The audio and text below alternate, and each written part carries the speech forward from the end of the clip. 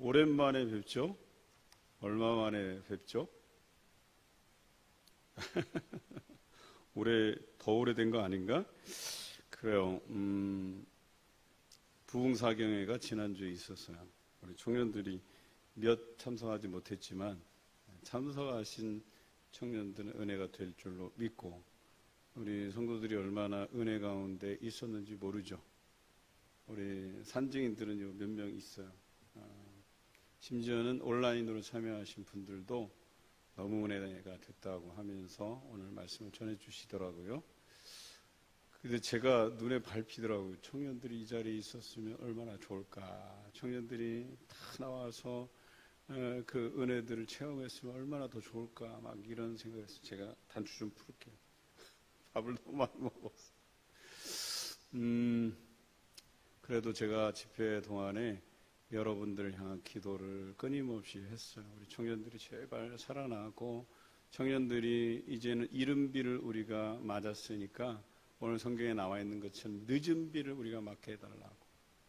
여러분, 이스라엘은 광야지대였었어요. 비가 올 때만 오고 안 올 때는 안 와요.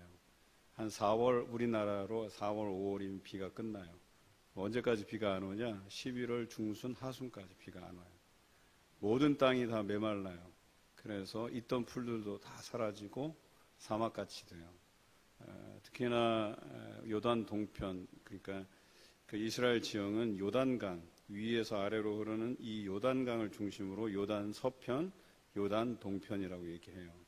그러니까 이스라엘은 요단 서편이에요.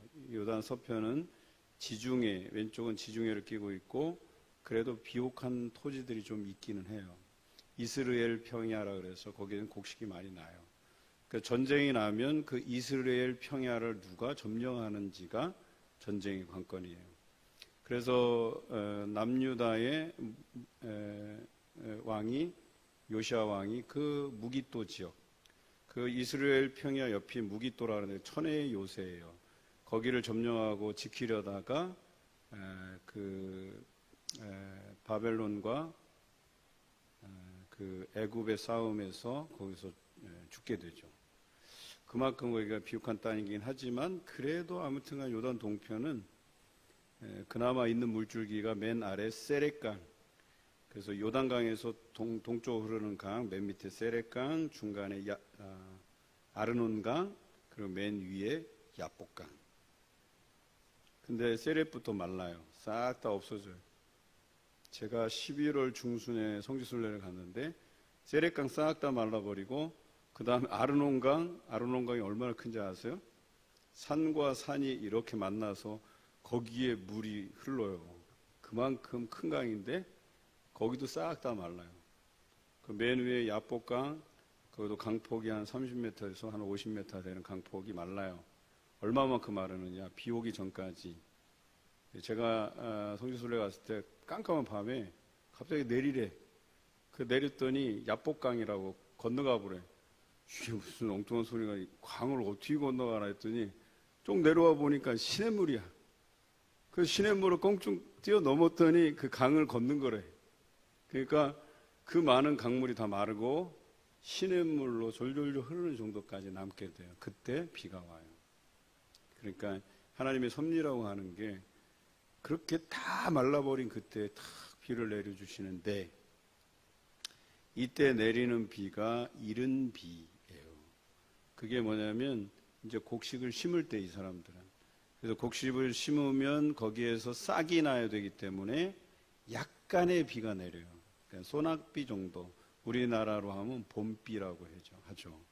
그런데 오늘 여기서 말하는 늦은 비는 언제 오는 비냐? 그 3월, 4월, 5월 이때 내리는, 그때는 우리나라에 장마비 같은 비가 와요.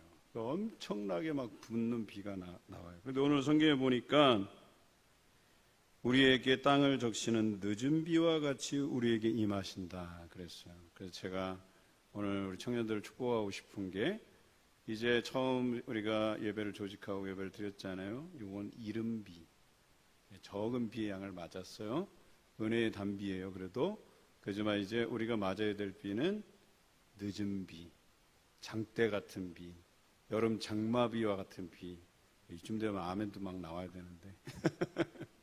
그래서 부으시는 은혜가 가득한 우리 청년회가 되기를 바랍니다. 그렇게 될 줄로 믿습니다. 예. 처음부터 많은 교회 없어요. 처음부터 다 이렇게 시작하는 거예요. 중간에 끊임없이 우리가 잘 견디면 3년 내에 부흥될 줄로 믿습니다. 오늘 호세아 선지자는 북왕국 이스라엘의 선지자입니다. 특히 북왕국 여로보암 왕이 정치할 때, 왕이 되었을 때 활동한 선지자인데, 여러분 북왕국 이스라엘의 전성기가 이 여로보암 때예요.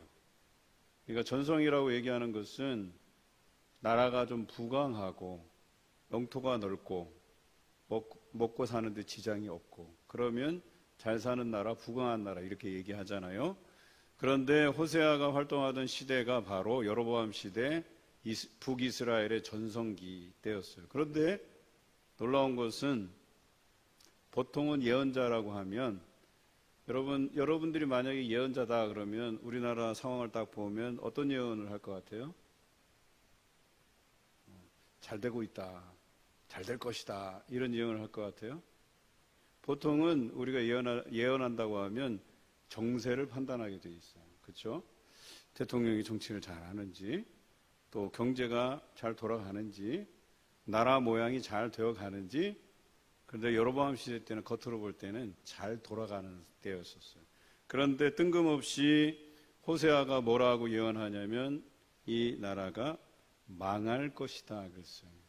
우리가 본문에 앞선 4장 말씀에 보면 4장 6절에 너희가 망하게 되는데 어떻게 망하느냐, 내 백성이 지식이 없으므로 망하는도다.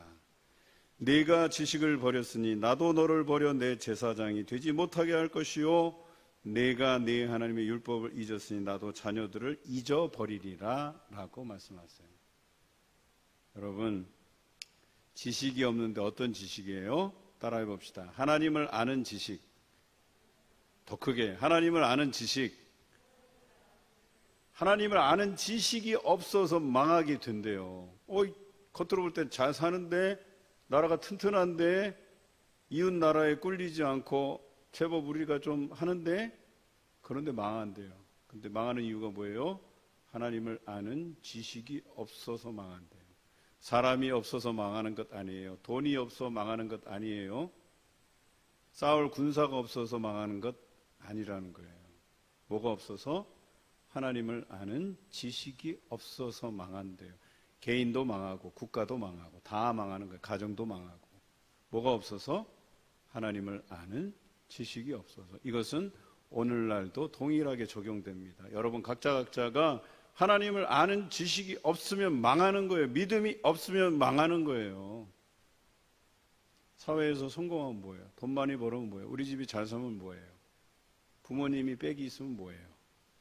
하나님을 아는 지식이 없으면 망하는 겁니다. 망하게 돼 있는 거예요. 심지어 오늘 말씀해 보니까 그러면 나만 망하냐? 자녀들도 망하는 거예요. 왜? 우리가 하나님을 아는 지식이 없기 때문에 우리 자녀들에게 하나님을 아는 지식을 전달해 줄 수가 없는 거예요. 부모가 믿지 않기 때문에 자녀들도 믿지 않는 일이 벌어지는 거예요. 심지어는 부모가 믿어도 자녀가 안 믿는 그런 엄청난 일이 오늘날 일어나고 있다는 얘기예요. 이게 얼마나 안타까운 사실이에요. 그런데 한편으로 감사한 것은 부모님은 또 안 믿는데 자녀가 믿는 경우도 있어요. 이건 대단히 훌륭한 집안이 될 가능성이 있는 거죠. 부모가 안 믿는데 내가 믿는다? 이거는 이 가정이 이제 여러분 청년들의 삶, 또 여러분들이 결혼해서 자녀들을 낳고 이 가정에 하나님께서 부어주실 은혜가 가득하다는 걸 의미해요. 그 얼마나 대단한 믿음이겠어요. 그러면 이 어려운 시대에 이런 진단이 나왔잖아요. 하나님께서 이 호세아 선지자를 통해서 이 나라가 망하게 된다는 진단을 내리고 그 이유가 여호와를 아는 지식이 없어서 망하게 되는데, 그럼 우리 하나님께서 망하게 두시느냐? 그렇지 않다는 거예요. 그가 망하지 않도록 하기 위해서 해결책을 제시해줘요. 자, 해결책을 제시해주면 그것을 선택하고 받아들이는 건 누구의 몫이에요? 백성들의 몫이에요. 여기 청년들이 이쪽에만 하니까 자꾸 목이 이쪽으로만 가네. 이게 화면을 봐도 이쪽을 보면서도 얘기해야 되는데 다 이쪽으로만 보고 얘기해야 돼. 우리 사모님도 이쪽으로 오세요. 내가 그쪽 안 보고 이쪽으로만 볼게요. 자, 이제 제가 영상을 이쪽으로만 하는데 예. 그런데 중요한 것은 이제 진단을 하고 호세아를 통해서 뭐라고 말씀하시는지 오늘 본문 3절에 그 해답이 나와요. 우리 같이 읽어볼게요. 큰 소리로 시작. 그러므로 우리가 여호와를 알자. 힘써 여호와를 알자. 그의 나타나심은 새벽빛같이 어김없나니 비와 같이 땅을 적시는 늦은 비와 같이 우리에게 임하시리라 하니라. 해법이 뭐라고요? 여호와를 알자. 그냥 알자 아니고 어떻게 알자? 힘써 알자. 여러분, 힘써 알자 쉽게 설명하면 청년 예배만 나와서 은혜 받을 게 아니라 부흥회도 나오고 새벽기도도 나오고 수요예배도 나오고, 나올 수 있는 예배는 기회 있는 대로 닥치는 대로 다 나오고, 세미나 있으면 나도 한번 들어보고, 그러다가 하나님을 알게 되고 하나님 때문에 우리가 망하지 않고 늦은 비와 같이 충만히 내리는 그 비를 통해서 적셔지고 은혜 충만하고, 그렇게 해서 세상에서 귀한 인물로 자라가는 거죠. 여러분, 우리 부흥사경에 오신 서임중 목사님 이야기 들으신 분들 있죠? 너무너무 어렵게 살았어요. 폐병 걸려서 거의 이제는 몇 주 살지 못한다 진단받고 너무너무 힘들어서 교회 예배당 와서 그렇게 앉았는데 하나님께서 은혜 주시니까 젖먹이가 젖을 충분히 먹고 평안히 잠든 모습처럼 자기에게 하나님의 은혜가 임하더래요. 그리고 자기 병이 치료되고. 여러분, 서임중 목사님이 어떤 분이신 줄 아세요? 모르시죠? 포항에서 제일 큰 교회를 세우신 목사님이세요. 원래 그 교회가 큰 교회가 아니었었어요. 근데 부임해서 그렇게 기도하고 하나님 의지하고 성도들로 하여금 힘써 하나님을 알게 하는 일에 목회에 최선을 다하신 분이에요. 그런데 그 교회에 새로운 전기가 이제 마련이 되죠. 그게 누구냐? 포항제철의 회장이었던 박태준 씨. 여러분, 이렇게 말하면 여러분들 세대는 잘 모르죠? 예, 박태준 회장이 지금의 삼성의 회장 그 이상이에요. 삼성그룹의 회장 그 이상의 위치. 그러니까 우리나라에서 대통령 다음이에요, 그 사람이. 그런데 여기는 완전히 불교 집안이었는데 박태준 회장이 교회를 나오기 시작합니다. 그 교회를. 그런데 그런 거물급 회장 또 정치인이면서 이런 사람이 교회 나가려면 적어도 그 지역에서 가장 큰 교회를 나가는 게 정상 아니겠어요? 그럼 포항 제일교회를 가야지. 그 왜 적은 교회 가서 신앙생활을 시작할까? 그런데 거기에서 신앙생활을 하면서 그 목사님께 세례를 받습니다. 그리고 포항제철, 이 포스코죠, 지금의 포스코. 그 포항의 사장단들이 죄다 그냥 그 교회를 다 등록하고 다니기 시작하는 거예요. 그래서 그렇다고 해서 뭐 그 사람들로 인해서 부흥했다는 얘기는 아니에요. 하나님께서 그 목사님의 기도를 들으시고 그 적은 교회가 날로 성장하고. 근데 사람이 미어 터지기 시작하니까 건물이 좁잖아요. 건물을 건축하자고 교육관을 새로 짓자고. 그래서 당회에서 4층 건물 짓자고. 4층 몇 층? 4층 건물 짓자고. 야, 우리는 4층이라도 감지덕지인데 4층 건물 짓자고 하니까 목사님이 아닙니다. 우리 하나님께서 12층 건물을 세우기를 원합니다. 뭔 돈이 있어서 12층 건물을 줘. 그래서 그 작정 헌금을 위해서 1일 부흥회를 하기로 작정을 했어요. 그리고 1일 부흥회 강사를 누가 할지 당회에서 누가 오십니까? 목사님이 비밀입니다. 근데 부흥회 전날까지 비밀이야. 당일날도 안 가르쳐주네?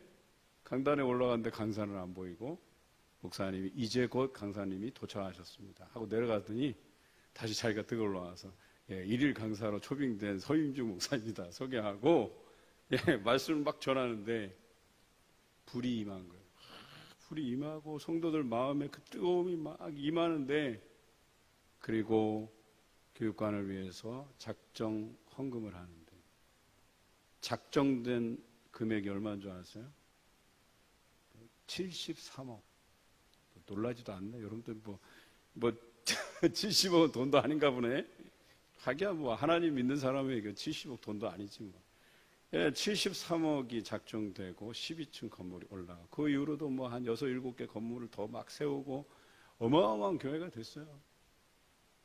그런데 그 목사님의 그 시작은 너무나도 초라했죠. 어려웠죠. 목숨이 왔다 갔다 하는 그런 초라한 인생으로 시작해서 하나님이 세워주시기까지 65세 조기 은퇴하시고 8년이 지난 지금까지 1년에 70회 이상을 전국을 다니면서 세계를 다니면서 부흥성회를 이끄시는 분이에요. 이쯤 생각하면 우리 교회가 그 목사님을 어떻게 초빙했지 이런 궁금함이 들지 않겠어요? 하나님께서 뜻하신 바가 있으면 아무리 유명하고 모시기 어려운 분도 다 모시게 되는 거예요. 우리 교회를 위해서, 성도들을 위해서 얼마나 필요했으면 내년 상반기까지 일정이 다 차 있는 분이 자기가 딱 쉬어줘야 될 그 타임에 그분이 지금 뇌 종양이에요. 이 종양이 더 커지면 생명의 위험이 생겨요. 그 종양이 암덩어리예요.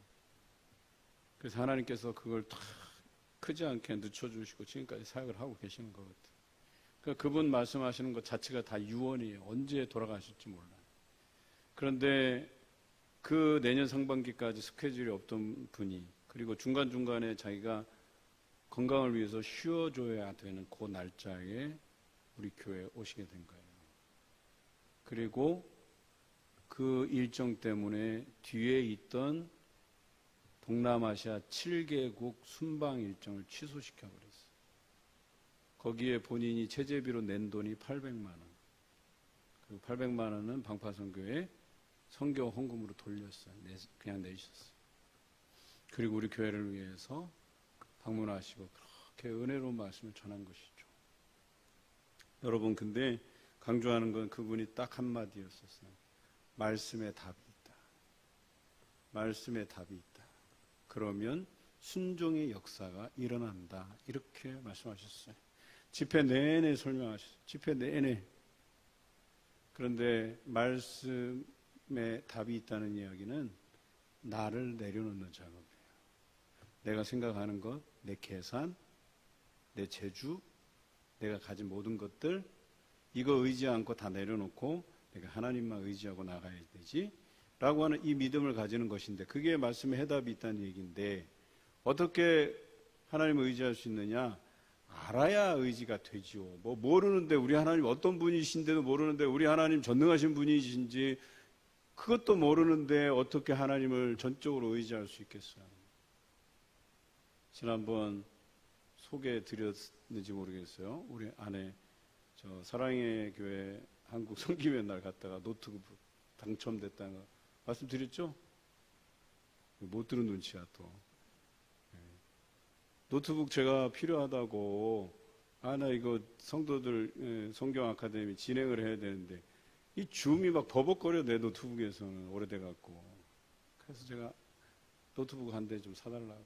아내가 입 딱 닫고 그냥 아무 소리도 안 하고. 그래갖고 에휴 그래 뭐 있는 대로 써야지 하고 이 생각하고 사랑의 교회 가서 성경의 날 행사를 하는데, 마지막 날 경품 추첨을 하는데 노트북이 당첨이 됐어. 그래갖고 제가 오면서 나는 믿음이 없어서 나는 여보 이거 당첨도 안 되네 가자. 그런데 아내가 될 것 같아. 될 것 같아. 980번 김혜사야 그러는데 막 깍 소리를 지르면서, 그 전까지만 해도 다른 쪽에서 깍 소리 날 때마다 그럼 그렇지 뭐 우리가 뭐 될 리가 있나, 이렇게. 이 5,700명이나 되는 사람 중에 무슨 노트북이야.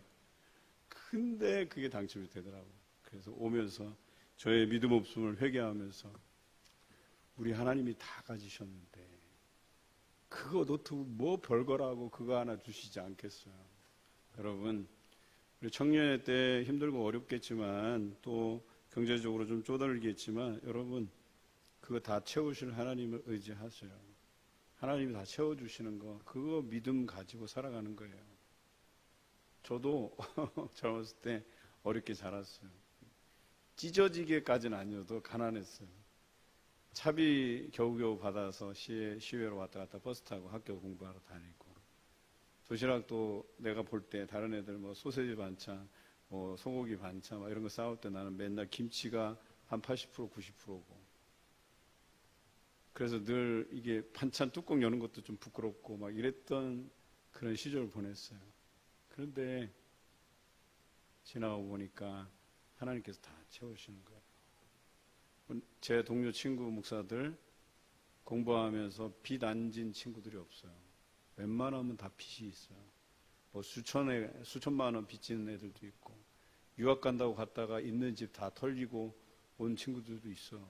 그런데 저 박사과정까지 또 숱하게 해외로 기독교 탐방도 하고 또 미국 가서 졸업식 하고 여행도 다녀오고 여러 선교지뿐만 아니라 유럽 개혁교회 탐방부터 시작해서 성지순례까지 다 다녀왔는데 빚 한 톨 없어요. 빚 없죠 우리? 그래, 나 또 내가 모르는 빚이 있을까봐 그 아내가 그 빚 감당하고 있을까 제가 확인을 한 건데 그런 거예요. 뭐냐면 하나님께서 채워주실 줄로 믿고 가는 거예요. 유럽 개혁교회 탐방 가는데 체제비가 400만 원, 한 400만 원 좀 넘게. 그런데 수중에 무슨 돈이 있어. 그래서 보니까 학교에서 300만 원 보조해주고 나는 한 100만 원, 한 120, 30만 원만 내면 되는 그런 프로그램이 있어서 뭐 그 정도는 못 구하겠어요. 뭐 내가 어떻게 일을 하든. 그래서 지원을 했는데 제비뽑기에 당첨이 됐네. 그래갖고 거의 공짜나 다름없이 그렇게 유럽 개혁교회를 탐방하고 올 수 있었고, 유럽 여행이나 뭐 다름없죠. 뭐 다 유럽 여행지들이 다 개혁교회 그 터니까 파리에 가서 칼뱅의 생가를 방문해야 되는데 파리를 거쳐가야 돼요. 파리 가면은 뭐 봐야 돼요. 에펠탑도 봐야 되고 몽마르트 언덕도 올라가 봐야 되고 다 그런 거 아니에요? 다 구경하고. 여러분, 우리 하나님께서 주인 되시는데 내가 이런 걸 누릴 수 있었던 건 딱 한 가지 이유예요. 하나님을 알기 때문에. 하나님을 알기 때문에 모든 걸 전적으로 하나님께 맡기는 거예요. 하나님이 다 해결해 주시는 거죠. 그럼 나는 뭐만 하면 된다? 하나님을 알면 돼요. 근데 어떻게 알아야 돼요? 여러분, 사람이 아는 것도요, 억지로 알아지지 않아요. 어떻게 해야 내가 알려고 노력해요? 그거에 대한 관심과 사랑이 있어야지만 알게 돼요. 여러분, 관심 분야가 뭐예요? 음악이에요? 춤이에요? 공부예요? 돈 버는 거예요? 악기예요? 여러분이 관심 가지고 사랑해야 알게 되고 알려고 하는 거거든요. 그런데 오늘 성경에는 말씀의 해답이 있는데 그 말씀을 알아가면 하나님을 알 수 있는데 그 하나님께 관심 갖고 사랑해야만 알게 되는 거예요. 여러분, 하나님 사랑하십니까? 여러분, 하나님 사랑하셔야만 하나님을 알 수 있고 하나님께 모든 것을 맡길 수 있고 맡기는 자에게 하나님께서 모든 것을 채워주시는 줄로 믿습니다. 저는 청년 여러분들이 저와 같이 되기를 원해요. 마음껏 부으시는 하나님을 경험하시길 바라요. 저는 순간순간 채워주시고 순간순간 하나님 만나주시고 은혜 주셔요. 목사가 뭐 맨날 즐거운 줄 아세요? 목사 한번 해봐. 그런 여담도 있잖아요. 소가 일 안 하고 멈춰 서 있는데 뒤에다가 뭐라고 하니까 소가 막 열심히 움직이더래. 너 목사 한번 해볼래? 그랬대. 귀에다 대고. 그러니까 소가 절레절레하고 일을 시작했다는 뭐 그런 얘기도 있잖아요. 성도들을 다 일일이 만나야 되고 그 사람들의 기분 다 헤아려야 되고 성도들이 아프면 나도 아프고 성도들이 슬프면 나도 슬프고 성도들이 기뻐야 내가 기뻐하고 그걸 다 받아줘야 되잖아요. 그래서 목사도 감정 노동자예요. 아시겠어요? 그런데 이런 목사의 직을 감당하는데 너무나도 즐겁게 감사하게 날마다 채워주심을 경험하면서 한다는 것, 이게 행복한 목회죠. 그러면 목회자 사례비가 많냐? 뭐 억대 연봉이냐? 그거는 저 대형교회 이야기고 저는 제가 전에 있던 교회가 규모가 좀 있었어요. 거기에 부교육자 사례하고 지금 받는 게 똑같아요. 거기서 있으나 여기 있으나 사례는 변동이 없어요. 그런데 하나님께서 다 채워주신다. 제가 받는 아마 연봉이 지금 우리 초임 간호사 연봉보다 조금 높을 거예요. 초임 간호사 연봉이 3,000에서 3,500 정도 되죠? 맞아요? 아니, 더 되는가 보다. 그런데 뭘 해도 하나님께서 다 채워주셔. 빚이 없어요. 한 예로 제가 다른 교회에서 어느 부서를 담당하는데 이 부서 교사들이 너무 열심히 해서 내가 뭔가 식사를 대접하고 싶은데 아내한테 얘기했더니 아내가 요즘 쪼달려서 돈이 없대. 중건이 희진이 뭐 학원비 들어가고 뭐 하고. 그래서 제가 기도하던 중에 카페에서 누군가 상담하고 있는데 어느 집사님이 막 나를 입구서부터 딱 들어오더니 나를 보더니 막 환한 웃음을 지으면서 나한테 손을 흔들면서 와요. 저 사람이 왜 저럴까? 또 나한테 뭐 볼 일 있나? 보시더니 봉투를 딱 내밀면서 자기가 부동산 계약을 하는데 계약이 잘 성사돼서 수고비로 줬다는 거예요. 그런데 수고비를 받는 순간 하나님께서 자기에게 이런 마음을 주셨대. 너 가서 교회에 가서 보이는 그 사람한테 가서 이거 전달하라 그랬다는 거야. 주차장에다 딱 차를 대고 카페로, 그것도 교회 사무실로 가면 거기에 목사들 많잖아. 디글디글 하잖아. 그러면 거기 가서 누군가 나보다 기도발이 더 센 사람이 누군가가 받았을 거 아니야. 근데 카페로 들어오더니 나를 다 환하게 바라보면서 봉투를 탁 펼쳐가는데 그 돈이 우리 교사들 식사비에 딱 맞는 돈이더라고요. 얼마나 감사한지 몰라요. 여러분, 이게 한두 번이 아니에요. 수십 번, 내가 인생을 살아오면서 수십 번 넘어. 그러니까 그런 일상이 날마다 벌어지는 거야. 내 친구 목사는 어떻게 하냐? 점심때 밥 먹으러 가야 되잖아요. 기도하고 가. 어떤 기도를 하는 줄 아세요? 주님, 제가 가는 식당에 우리 교인을 만나게 해 주십시오. 그 이야기는 뭐야? 내 대신 점심값 내줄 교인을 만나게 해달라는 기도 아니겠어요? 갈 때마다 만났는데 갈 때마다 점심값을 자기가 내려고 해도 낼 수가 없대. 그래서 제가 옳거니 저 목사 가는 데만 따라다니면 되겠구나. 그래서 그날 이 목사 기도했어? 기도했어. 같이 가자. 갔는데 역시나 장로님이 딱하니 앉아 계시더니 식사비를 다 내주시는 거예요.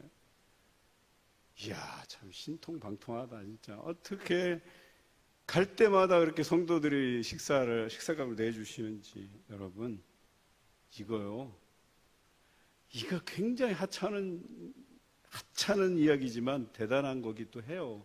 이런 일들이 날마다 쏟아지는 거예요. 오늘 그러한 형통함이 여러분 삶에서 경험되시길 바라요.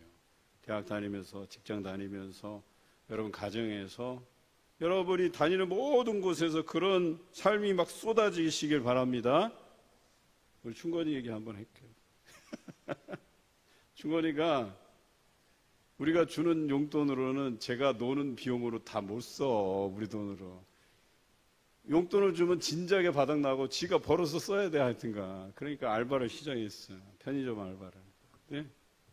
편의점에 하여튼간 우리 자기 육신의 아버지보다 이 하늘에 계신 아버지를 더 의지하다 보니까 편의점 알바하는데 동기들, 선배들 막 줄줄이 막 들어와서 충분히 얘 따먹으라 하고 다 사주고 그냥 그래갖고 사진이 막 날라오는데 편의점 알바가 완전 꿀 알바도만 보니까 막 음식이 막 이렇게 앞에 쌓여 있고 자랑 삼아서 찍어서 보내더라고.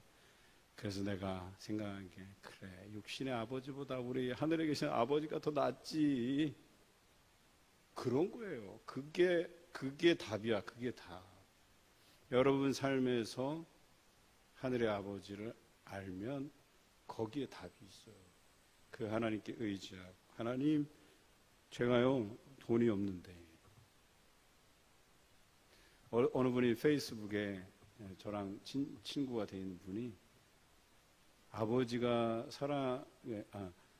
그 관심과 사랑에는 이 돈도 관련이 있다고 그 돈의 크기만큼 사랑과 관심도 있는 거라고 그러면서 거기다가 아버지 저 아시지요? 제가 요즘 궁핍합니다 라고 써놨어. 그러면서 밑에다가 믿습니다. 채워주실 줄로 믿습니다. 여러분 그거의 믿음이라는 게 별거 아니에요. 그분이 이제 방송 일을 하면서 이제 방송 일이라는 게 없으면 돈이 없고 있으면 돈이 생기고 그런 거잖아요. 여러분 살면서 나는 학생이니까 아니에요. 학생이 뭐 돈 나올 구석이 없나요? 그렇게 따지자면 저는 대학교 때 제가 학비 다 내고 다녔는데 100만 원 그 학비 될 때 나는 300만 원씩 월마다 벌었는데 그 번 것도 다 뭔데 우리 하나님 의지하니까 그런 게 생겨나는 건 아니겠어요? 별거 아닌데 제가 그렇다고 하면 서울대 나온 것도 아니고 서울대 나온 사람들은 뭐 과외 자리라도 뭐 좀 있겠지만 그런데 10명씩 그룹 과외를 3그룹을 하고 독서실 총무로 차량 운행하고 그렇게 번 돈이 월 350씩 그걸로 어떻게 했냐 나만 잘 먹고 잘 살고 하니 우리 동기들 어려운 동기들 분납금 다 대주고 학비 예를 들어서 100만 원이다 그러면 분납 30만 원, 30만 원, 40만 원 이런 식으로 분납하는 제도가 있었거든. 그 분납금 30만 원, 40만 원씩 그 친구들 도와주고 왜?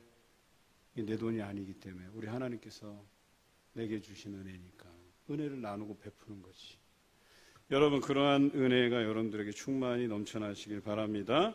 언제 그러한 일이 일어나냐? 여호와를 알 때. 오늘 이것만 알면 여러분들 다 해결된 줄로 믿습니다.